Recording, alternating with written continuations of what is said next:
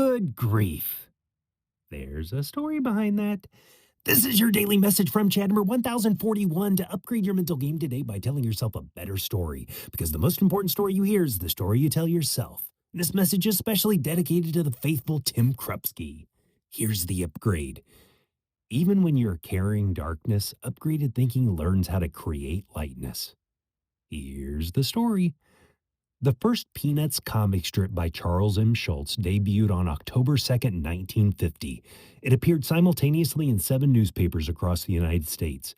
At the time, Schulz was 27 years old. Snoopy appeared for the first time in the strip 2 days later. Schulz never liked the title Peanuts, which was chosen by the syndicate, but it didn't stop the strip from running for nearly 50 years, with the final original strip published on February 13th, 2000, the day after Schulz's death. Schulz worked in an unusually solitary way. He wrote, penciled, inked, and lettered every strip himself. He also said comic strip ideas came from sitting alone in a room drawing 7 days a week. Visitors to Schulz's studio would learn he worked well ahead of deadline, roughly 6 weeks ahead on daily strips and 12 weeks ahead on Sunday pages. And almost every time, someone would make the suggestion, if you're already ahead, why not just push it even a little harder, build up a giant cushion, and then take a long break? Schulz thought that completely misunderstood the nature of the work. His answer was essentially, you don't spend your whole life learning how to do the thing you love just so you can avoid doing it. For Schulz, creativity was not something you could just factory produce in a burst and then walk away from. Schulz believed comic strip ideas came from the ongoing rhythm of daily practice, sitting alone at his desk, drawing constantly, week after week and year after year. In total, he published 17,897 Peanut strips. Schulz thought of it like a living process. The ideas emerged from the steady immersion. The routine itself was part of the creative engine. Being at the desk every day was not separate from inspiration. It was the source of it. He wasn't trying to escape the job. He kept reducing it to basics. Go to his studio and draw funny pictures. The creativity wasn't something he stockpiled in bulk. It was something he stayed close to through continuous contact. For Schulz, it wasn't about getting ahead, maximizing efficiency so he could stop. The daily doing was the point, and the doing itself generated the ideas.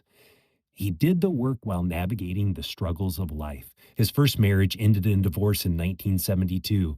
In 1981, he had a heart attack and underwent heart bypass surgery. He had recurring dreams in which he was crying uncontrollably, and when he woke up, he felt extremely depressed. He then still had to sit down and create funny strips on schedule.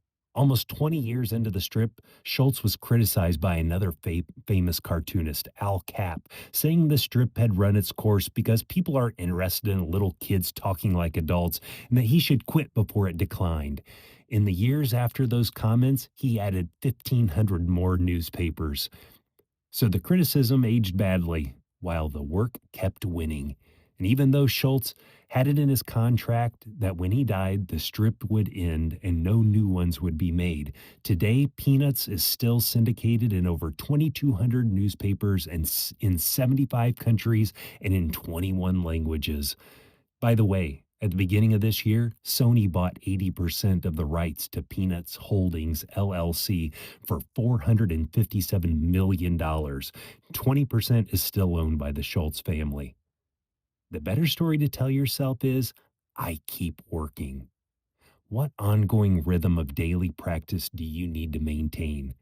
You don't want to interrupt the compounding. In the midst of life's struggles and the daily burden of producing, the opportunity to create and develop is a good grief.